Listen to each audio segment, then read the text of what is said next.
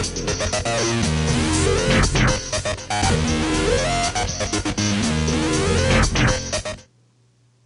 next button on our viewport toolbar is Level Streaming Volume Previs. Now this is a very, very specific button. It's really only going to be useful, 1, if you're using level streaming, and 2, if you're streaming by way of level streaming volumes. So what I've done is I've set up a really quick example of a level streaming system. So without going too far kind of off topic into how level streaming works, what you've got here is 2 separate levels. We have a level here on the left and a level on the right. These are both set up in a level streaming system so that when we start the game, we're already sitting in level 1.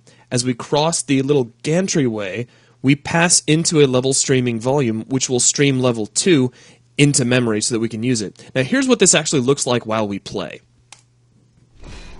So here we are inside of level 1. If we look across the way, level 2 doesn't exist. Now generally you wouldn't want to set a system up like this. You want to kind of hide it from the player, but for an example, as we pass into that big volume, bink, the second level becomes available. So now we can run around in it.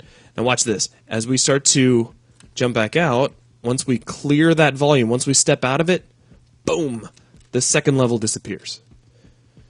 So really, this is just an optimization system that allows you to stream levels in and out of memory to keep things nice and tidy for really, really big levels. It's just you wouldn't normally want to let the player see you bringing them in and out of existence.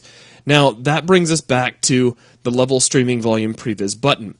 The purpose of this button is to allow you to preview the way these level streaming volumes are going to work right here inside your viewport. So if I turn that on, notice level 2 disappears until I pass back into that volume, and then it appears again. So if we switch off that behavior, the level is always visible if it was visible to begin with.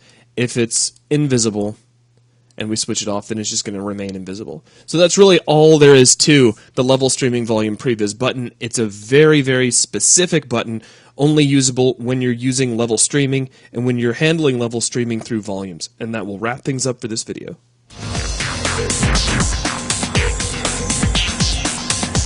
Previs.